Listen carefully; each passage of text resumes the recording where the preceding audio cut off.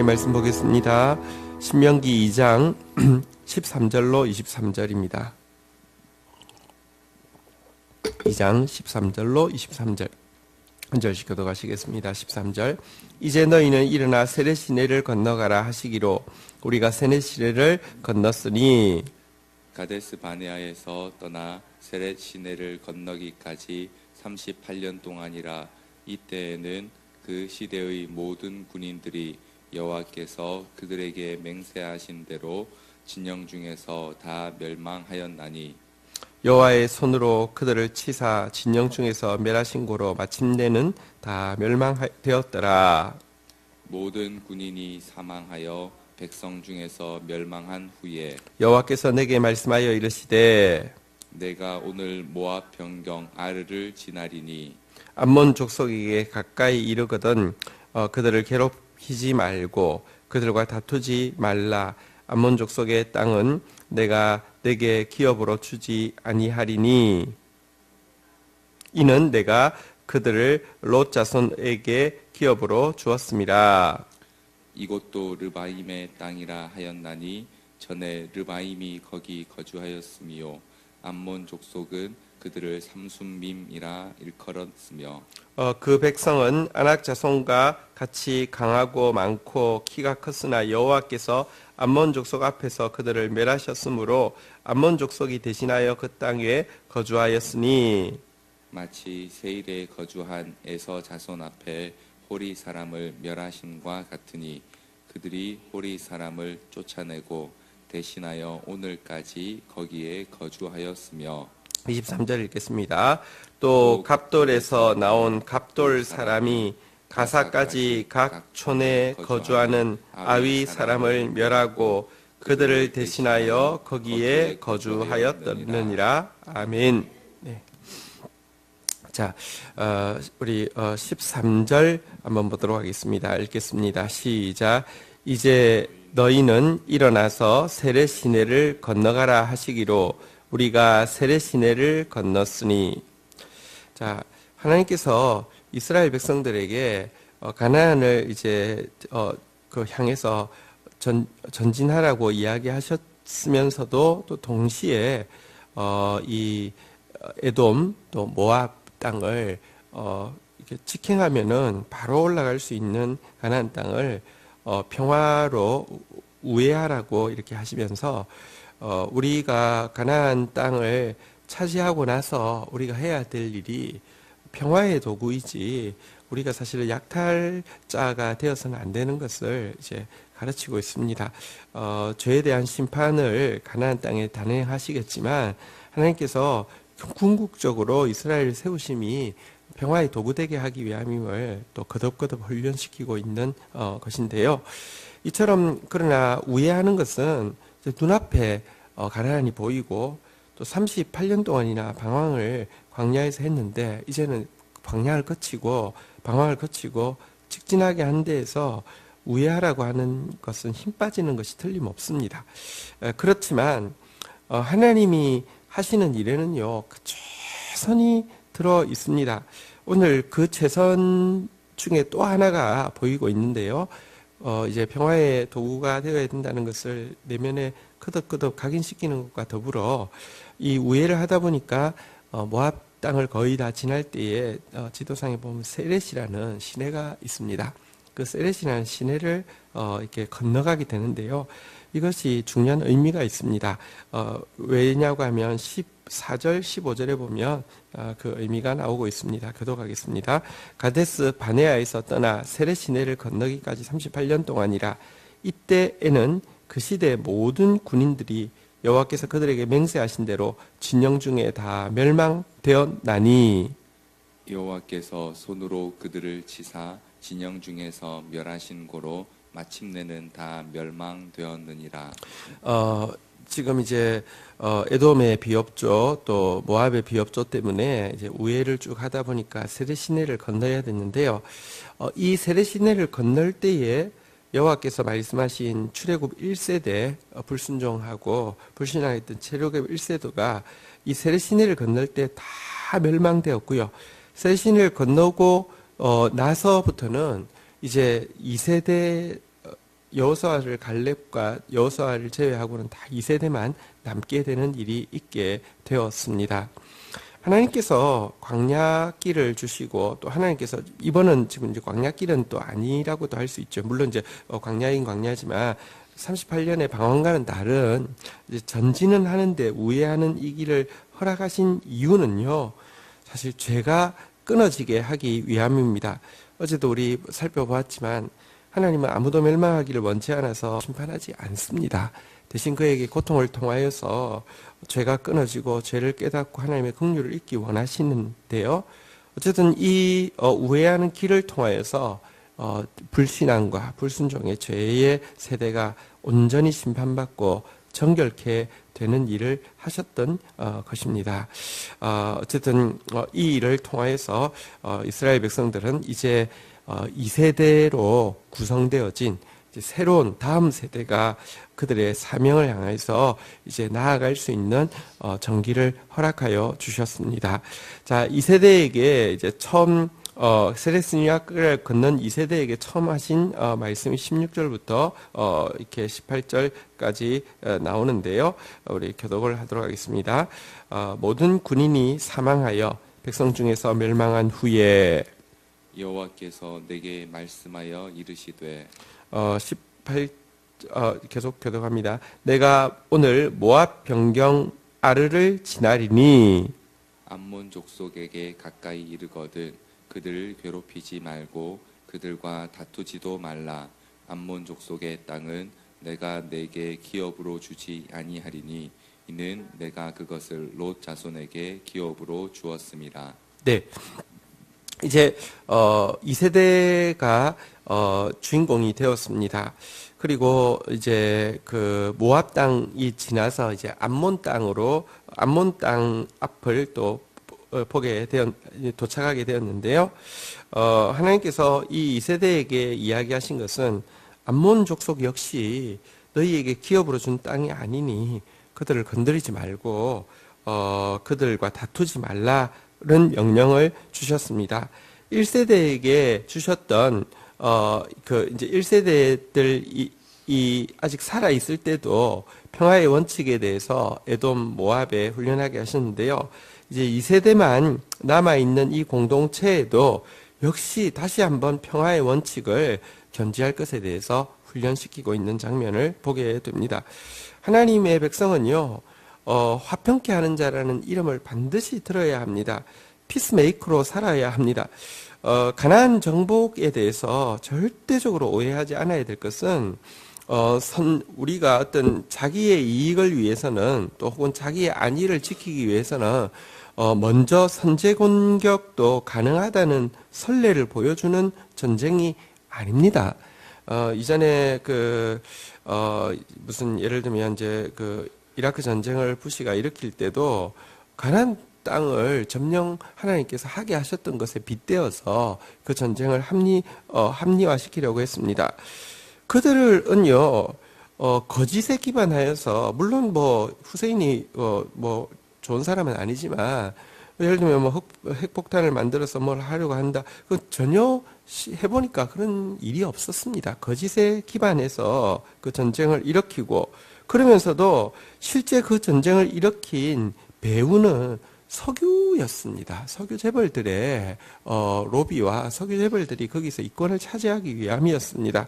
그런데 우리의 안위를 보호하기 위해서 얼마든지 선제 공격이 가능하다는 것을 마치 가나안 땅을 점령하는 이스라엘의 모습에서 하나님이 이것을 명하지 않았느냐 이런 식으로 논리를 폈습니다. 절대 그렇지 않습니다. 가나안 땅은요, 내 이익을 지키기 위해서 남에 대해서 선제 공격하는 것을 허락하시는 전쟁이 아닙니다. 만약 그랬다고 하면 내 이익에 제일 반하는 행동이 무엇이었냐고 하면 에돔과 모압과 암몬 사람들의 방해였습니다. 당연히 그것만 사실은 지금 이미 하나님께서 허락해 주신 땅이고 그 과정에 길 빌려 달라고 하는데 안 했으면요. 그렇잖아요. 이전에 일본도 우리한테 이렇게 길만 빌려 달라고 했습니다. 길만 빌려달라고 했는데요. 그거 사실은 길만 빌려달라고 하는 게 여러분들 어떻게 길만 빌려주는 거겠습니까? 그래, 근데 그러니까 당연히 거부하니까 전쟁에 이렇게 해서 우리 삼키고 그렇게 했지 않습니까? 하나님께서 우리에게 부탁하시는 것은요, 철저히 평화의 도구로 사는 것입니다. 3번이나 연거푸서 싸우지 말라, 다투지 말라, 조금 더 피해를 끼치지 말라. 하나님은 우리가 평화의 도구로 서기를 철저히 원하십니다. 그리고 가나안 땅에 가서도 몇 번 이야기해서 기억하시겠지만 약탈 전쟁과 전혀 다르다는 것이 첫 성인 여리고성, 제일 위치가 좋은 강 앞에 있는 제일 큰 성인 그 여리고성, 일단 내가 무슨 무력이 세서 정복한 것이 아니라 하나님이 그 성을 그냥 뺑뺑 돌 때 무너지게 하셨고요. 그러면 거기에 수많은 재화들이 있는데 여러분 전쟁이라는 거 그것 때문에 하는 것 아닙니까? 하나도 빠짐없이 불태워서 없애게 하셨고, 그거 없애지 않았다고 여러분 아간을 심판하실 뿐만 아니라 아간 때문에 이스라엘을 2번이나 전쟁에 패배하게 하셨던 분이 하나님이십니다. 어쨌든 우리는 하나님이 예수 그리스도께서 이 땅에 화평을 이루기 위해서 평화의 왕으로 오셨고요. 하나님의 사람들의 이름은 화평케 하는 자가 되어야 한다는 사실을 이 세대에게도 다시 한번 가르치고 있는 모습을 보십시오. 이제 우리가 명절이 시작되어서 또 친척들 가운데 갑니다. 꼭 기억해야 될 것은 우리는요, 좀 더 말이 빠르고 말이 정확해서 따지기 잘하는 사람이 기독교인 아닙니다. 따진다고 구원이 이루어질 것 같으면요, 선악과가 따지는 거거든요. 선악과 먹으면 세상에 구원이 온다는 것입니다. 그렇지 않습니다. 더 잘 따진다고, 더 이렇게 말 잘한다고 세상이 변하는 것이 아닙니다. 나아간 곳에 하나님이 나를 보내신 이유는 평화의 도구로 보내셨음을 꼭 기억하시고, 평화를 이루기 위해서 내가 할 수 있는 자기 희생부터 시작해야 합니다. 이스라엘 백성들이 사실은 원망도 할 수 있고 길 때문에 불평도 할 수 있지만 하나님이 끝까지 이 훈련을 견지시키시고 이제 한 3번쯤 되니까 이스라엘 백성들이 아예 원망도 없었습니다. 그냥 그렇게 사는 건가 보다. 그러고 나니까 나중에 이제 다음 장부터 나오겠지만 하나님께서의 보너스로 이 요단 동편에 있는 가나안 땅에 가나안 족속의 땅들을 보너스로 허락해 주시는 장면이 나오게 됩니다. 자, 그런데요, 이 평화를 견지하라고 하시면서 하셨던 20절부터 23절까지의 내용은 우리에게 많은 것을 생각하게 합니다. 우리 한번 20절부터 21절까지를 먼저 교독을 하도록 하겠습니다. 이곳도 르바임의 땅이라 하였으니 전에는 르바임이 거주하였으며 암몬 족속이 그들을 삼순밈이라고 일컬었으며 그 백성은 아낙 족속과 같이 강하고 많고 키가 컸으나 여호와께서 암몬 족속 앞에서 그들을 멸하셨으므로 암몬 족속이 대신하여 그 땅에 거주하였으니. 자, 이 땅을 왜 건드리지 말라고 하느냐, 암몬 족속의 땅을 왜 건드리지 말라고 하느냐, 그 롯의 후손들의 땅으로 내가 기업으로 주었다라고 이야기하면서 그들이 롯의 후손인 암몬 자손들이 그 땅을 정복하게 되는 과정을 이야기하는데, 과거 그 땅은 르바임의 땅이었고요. 르바임 족속이 거주했고, 또 암몬 족속은 그들을 삼수밈이라는 이제 표기로 불렀는데, 뭐 이것은 우리가 뭐 예를 들면 무슨 이제 이 표기라는 것은 그런 거잖아요. 뭐 예를 들어 우리가 뭐 이제 그 여진족을 이렇게 부르는 이름하고 또 이제 중국이 여진족을 부르는 이름이 다를 수 있는 것처럼 어쨌든 이 땅은 그들의 땅이 아니었고 르바임 사람들의 땅이었는데 그들이 정복하게 되었다. 그런데 어떻게 정복하게 되었느냐? 르바임 사람들은 여기 보니까요, 아낙 자손처럼 강하고 많고 키가 컸다. 그런데 여호와께서 암몬 족속 앞에서 그들을 멸하셨기 때문에 그들이 그 땅을 거주했다. 이렇게 지금 표현하고 있는데요. 이 표현은 보시면 훗날 이스라엘 백성들이 가나안 땅에 들어가서 아낙 자손이 주로 많이 살고 있는 헤브론을 정복할 때 그 갈렙이 헤브론을 정복하잖아요. 그죠? 근데 그들이 강하다, 많다, 키가 컸다 이런 표현들. 근데 여호와께서 그들을 쫓아내셨기 때문에 그들이 거기를 차지하게 되었다는 이런 표현과 똑같습니다. 무슨 말이냐고 하면 우리는 하나님이 딱 신자만을 위해서 일하신다고 착각을 하고 있습니다. 그런데요, 하나님께서는요, 온 세상 모든 민족의 하나님이시고요, 우리를 위해서 일하실 뿐만 아니라 모든 사람 가운데서도 지금 역사하고 있습니다. 이스라엘 민족을 위해서 일하실 뿐 아니라 이 모압과 암몬 족속을 위하여서도 일하고 계셨다고 지금 이야기하고 있습니다. 하나님께서 지금도 모든 민족 가운데 당신의 주권으로 당신의 뜻 가운데 무슨 일들을 이루고 계시고요. 이 일들을 이루심은 또한 하나님께서 그들을 통하여서도 당신의 뜻을 이루시기도 하고 그들에게도 당신의 은총을 베푸신다는 것을 잘 보여주는 것이라고 할 수 있습니다. 지금도요, 여러분, 하나님의 일하시는 기준은 말씀이지만 또 한 가지가 있습니다. 말씀은 특별 은총이고요, 일반 은총이라는 게 있습니다. 악이 찰 때에 하나님께서 그보다 덜한 악을 통해서 하나님께서 또 갚으시기도 하고요. 혹은 양심에 위배되는 일을 독재자가 강하게 할 때에 그때 사실 특별 은총이 아니어도요, 일반 은총으로 양심 때문에 목숨을 초계같이 버리면서 싸우는 사람들이 있습니다. 또 그 사람들 때문에 그 땅에 하나님께서도요, 아직까지 여러분 악이 완전히 성하지 않는 이때에 하나님께서 그 땅에 또 선을 행하시고 긍휼을 베푸시고 구원을 행하시는 일을 지금도 분명히 하고 있습니다. 너무 뭐랄까요, 우리 위주로 세상을 판단하고 그렇게 해서는 안 됩니다. 하나님은 여전히 모든 사람의 주권자이시며 여전히 당신의 은총을 통하여서 세계사를 움직이고 계심을 우리는 인정해야 합니다. 그런데 이렇게 암몬 족속의 땅을 건드리지 말라고 하면서 암몬 족속의 땅이 하나님께서 그들에게 허락하신 땅이라고 이야기하면서 이게 암몬 족속에게만 있었던 유일한 일이 아니라고 이야기하면서 22절 한번 볼까요? 같이 읽겠습니다. 시작. 마치 세일에 거주한 에서 자손 앞에 호리 사람을 멸하심과 같으니 그들이 호리 사람을 쫓아내고 대신하여 오늘까지 거기 거주하였으며. 그러니까 세일 자손들, 에돔 자손들을 이야기하죠. 여기가 정복할 때 역시 무주공산이 아니었습니다. 호리 사람들이 살고 있었는데요. 그들을 쫓아나고 대신 그 땅에 그들이 거주하게 된 것 역시 하나님이 에돔 사람들 앞에서 호리 사람들을 몰아내셨기 때문에 가능한 일이었다라고 또 하나의 근거를 또 달고 있으면서 23절에 보니까 또 한 민족을 언급하고 있습니다. 같이 읽을까요? 읽겠습니다. 시작. 갑돌에서 나온 갑돌 사람이 가사까지 각 촌에 거주하는 아위 사람을 멸하고 그들을 대신하여 거기에 거주하였느니라. 갑돌 사람들이 아위 사람들의 땅을 차지하고 거주하게 된 것 역시 하나님께서 이 갑돌 사람 앞에서 아위 사람을 몰아냈기 때문에 가능한 일이었다라고 지금 언급하고 있습니다.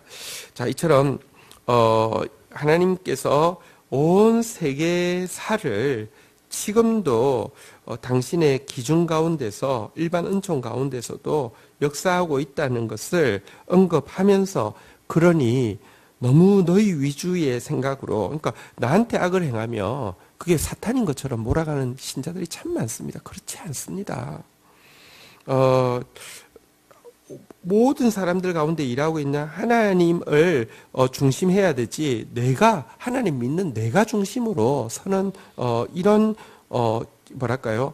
그것은요, 사실은 하나님을 이용해서 이 원죄를 합리화하는 것입니다. 절대 그래서는 안 됩니다. 어쨌든 평화의 도구로 서야 된다는 것을 이야기하고요. 그러나 이렇게 세 번이나 하나님께서 어떤 족속에게 땅을 주시면 하나님께서 주신 땅을 그들이 차지하게 된다는 이야기를 하신 또 하나의 이유는 무엇일까요? 그들이 평화의 훈련을 이제 지금 거듭하고 있는데요. 조금 지나면 이제 하나님의 도구로서 거룩한 심판의 도구로서 사용되어지고 정복의 일을 할 거예요. 너희들이 하나님의 뜻 안에 있기만 하면 우리 이럴 수 있습니다.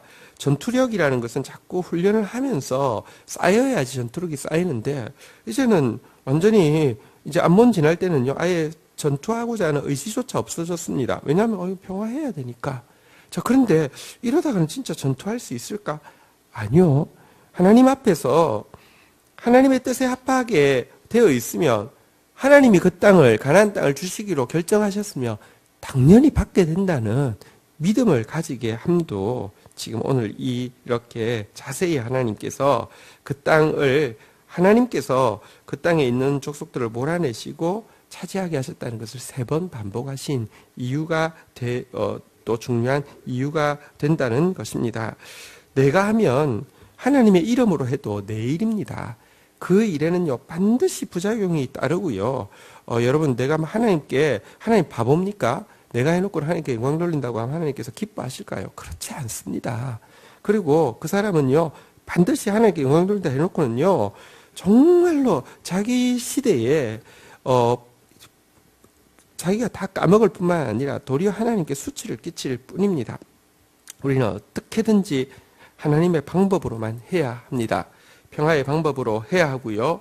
하나님께서 정복하라 하시는 것도 하나님의 기뻐하신 뜻 가운데서 하나님께서 승리하게 하셔야지만 그것이 하나님께 영광이 되고 우리에게 축복이 되는 것입니다.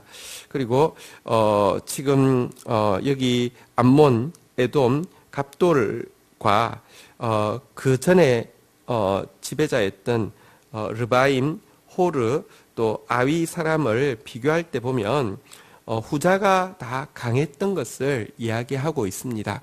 여러분 하나님은 도리어 약한 자를 통하여서 강한 자를 부끄럽게 하시는 분이시고 약한 의를 통하여서 강한 악을 심판하시는 분이십니다. 내가 강하고 약하느냐가 중요하지 않습니다. 내가 하나님의 편에 섰느냐 의의 편에 섰느냐가 더 중요하고요. 겸손의 편에 섰느냐가 더 중요합니다. 어쨌든 오늘 하루도 평화의 도구로서 서시고요. 오늘 하루도 어떻게 하면 하나님을 기쁘시게 하며 하나님 보시기에 긍휼을 입을 약한 자가 되느냐에 집중하고 나아간다고 하면 여러분 세상도 그렇습니다. 교만한 자 다 싫어합니다. 겸손한 자 다 귀하게 여깁니다. 화평케 하는 자가 없는 세상 가운데서 화평케 하는 자는 하나님의 아들이라 일컬음을 받을 것이라 그랬습니다. 세상 사람들이 보면서 저 사람 달라, 저 사람 하나님의 아들이야 이렇게 이야기한다는 것입니다. 그런 저희들이 되기를 주의 이름으로 축원드립니다. 주신 말씀 붙잡고 하나님 앞에 나아가 기도하도록 하겠습니다. 함께 기도하시겠습니다. 하나님 마침내 세례시내를 건너고 죄악의 1세대가 끊어진 모습을 봅니다. 하나님 우리에게 길고 길었던 방황의 시간과 우리에게 길고 길었던 연단의 시간들 가운데에서 하나님 정말 죄가 끊어지기를 원하시는 하나님 앞에서 이제 우리의 걸음이 세렛을 통과한 걸음 되어질 수 있도록 은혜를 더하여 주시기를 간절히 간구하고 소원합니다. 오늘도 우리에게 요구하시는 것이 평화의 도구로서 살라 하심이고 오늘도 우리에게 믿으라 하시는 것이 하나님의 때에 하나님 앞에서 겸손한 자 하나님 앞에서 의롭다고 인정받으면 하나님께서 택하신 기업을 주신다는 것을 믿으라 하심일진데 오늘도 우리가 세상 가운데서 또 가족들 가운데서 평화의 도구로서 사는 사람 되어지게 하여 주시고 철저하게 하나님 중심으로 사는 사람 되어지게 하여 주시고 철저하게 하나님 앞에서 약한 자로서 하나님 앞에서 의로운 사람으로서 설 수 있도록 주님 저희들을 붙들어 주시옵소서. 감사합니다. 예수 그리스도의 이름으로 기도 올립니다. 아멘.